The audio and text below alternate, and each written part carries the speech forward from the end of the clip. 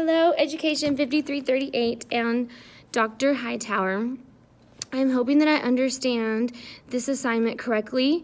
After reading Best Practice, chapters 2 and 3, this week, I saw where they had listed some established goals for the whole class. And so I don't know if we're supposed to do for the whole class or like a specific lesson, so I'm going to do both.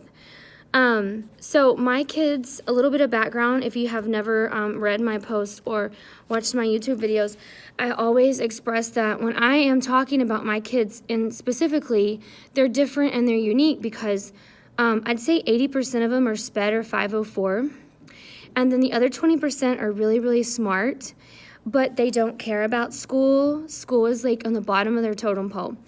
And so with all that being said, some of the kids I've had here in Lampasas, I've had for 3 years, and we're still trying to get them to pass their English STAR test.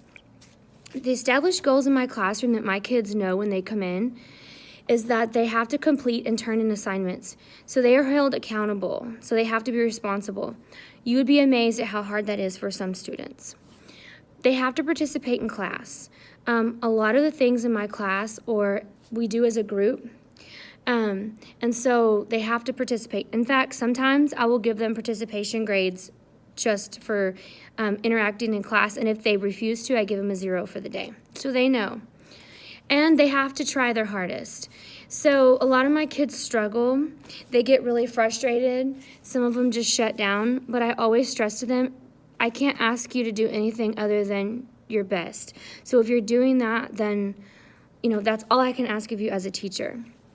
And so that would be my overall classroom goals. But if I was to choose a specific lesson that I do with my kids, so we basically learn how to pass, how to write an English STAR essay. So English 1 is expository, English 2 is persuasive. A lot of these kids are seniors and they're still taking both. So they don't even know at this point how to form a thesis. Somehow, I don't know how I have juniors and seniors and they're still struggling writing a thesis. So the way that I teach my kids to come up with a thesis statement, and it's something we practice all the time, so I'm going to use it for this example, is I teach them pre-drafting steps, and we memorize them. Some of these kids, I have to lay it out, 1, 2, 3, 4, 5. Do this, do this, do this, do this, now do this, and now you have a thesis. And that gives them confidence, and that just kind of calms their anxiety on test day where they feel like they have a game plan. And so I teach them to take it little by little. So my desired understanding for my lesson, if I was teaching a pre-drafting lesson, would be learners will understand how to form a thesis statement by working through pre-drafting steps. And so the established goal would be that students will be able to form a proper thesis statement.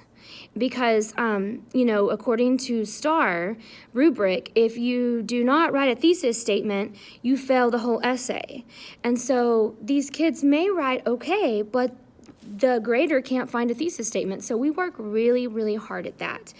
And so from their pre-drafting steps, they're able to actually put the whole 26-line essay together the way that I teach it. So that would be my desired understanding, and that would be my established goal. I liked in the book where it talked about the model of showing, and then I model it, and then we practice it together, and then I help them, and then they do it on their own. That is something I do a lot in my class, and I feel like a lot of teachers do it in their class, and as I was reading the discussion board, it seems like that's pretty much what they do, a lot of us teachers. And so that works really well with my kids because it relieves a lot of the anxiety. And so I'm hoping that I answered that correctly. And so that would be my classroom established goals overall, as well as a specific desired understanding of a lesson and established goal, like for a specific lesson that I would be doing in my classroom.